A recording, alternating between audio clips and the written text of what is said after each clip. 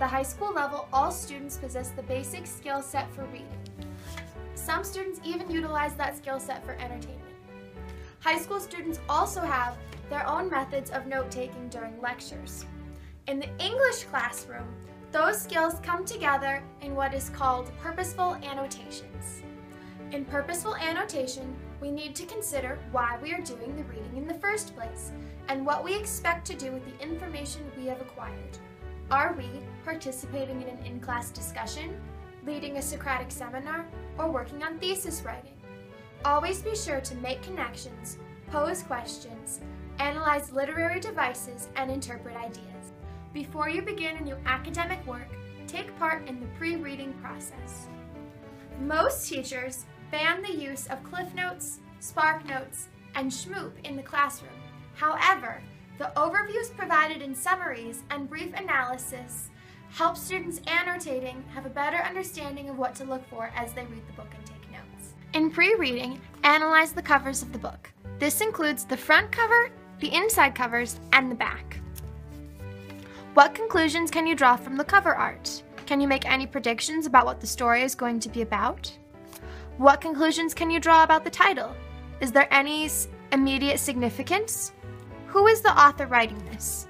Most text will include an author's biography on the inside cover. This particular copy has a biography on the first page. Look in the time period in which he or she is writing. Is it the same as the time period in which the work is set? What can this tell us about the author's life, his or her views, the work itself? The simplest form of annotating is a single highlighter. Readers are more aware during the reading process, but cannot have the conversation with the text that purposeful annotating requires. So, utilize a pencil or pen to write commentary or questions in the margins. Annotations are meant to help readers better organize their thoughts when they revisit a place, so consider a color-coded text. For readers who are first developing their own annotation style, be sure to include a key on one of the first pages. In today's annotation demo, the color code we will be using is blue for figurative language, green for symbolism and motifs, pink for character and description, orange for theme, and yellow for plot points. When finding plot points, think of Freytag's pyramid for dramatic structure.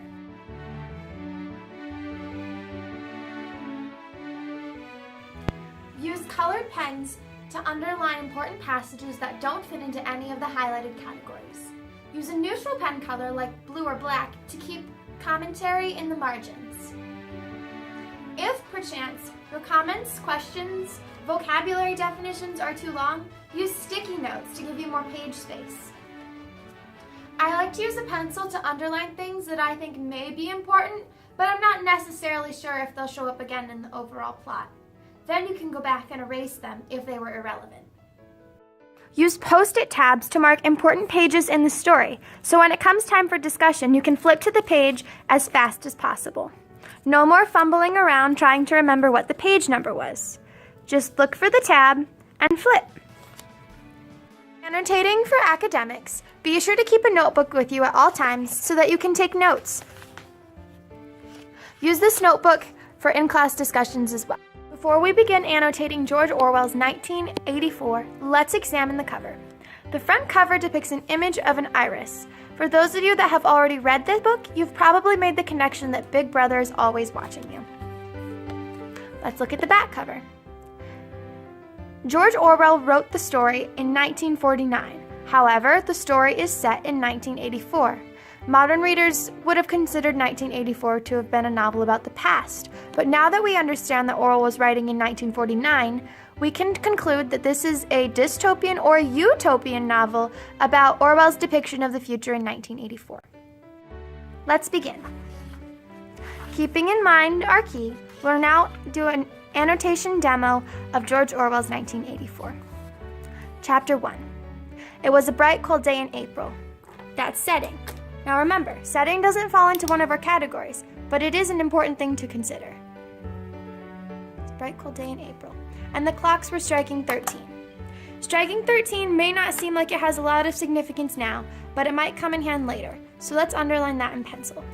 Winston Smith, our first character, should be highlighted in pink. His chin nuzzled into his breast in an effort to escape the vile wind, slipped quickly through the glass doors of the Victory Mansions. That's setting again. Though not quickly enough to prevent a swirl of gritty dust, dust is always symbolic. So we will highlight it in green. From entering along with him. The hallway smelt of boiled cabbage and old rag mats. At one end of it, a colored poster, too large for indoor display, had been tacked to the wall. It depicted simply an enormous face, more than a meter wide, the face of a man of about 45 with a heavy black mustache and ruggedly handsome features. That's a description. Now, if we knew that this man was a character, we could consider highlighting it in pink, but since we're not sure, I'll leave it alone. Winston made for the stairs.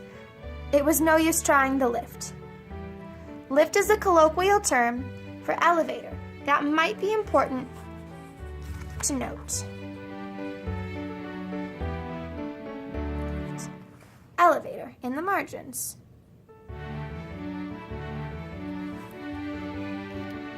Even at best of times, it was seldom working, and at present, the electric current was cut off during daylight hours. I wonder why. That might be important.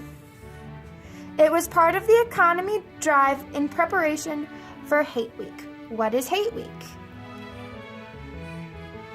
We'll underline and write our question in the margin. The best part about chapters is that they have very large margins. But for whenever we don't have enough room for margins, we can always use our sticky notes.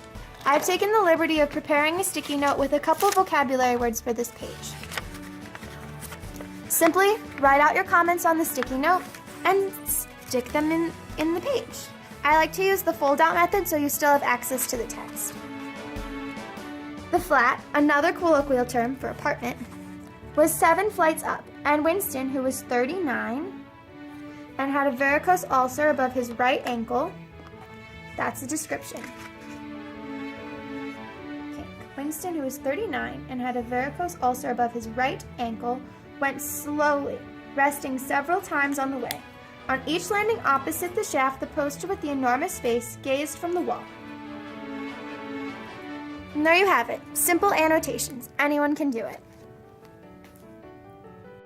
Perhaps the most important tip for purposeful annotating, especially for those of us who are new to academic reading, is annotations are supposed to enhance the reading experience, keep you focused and engaged in the material.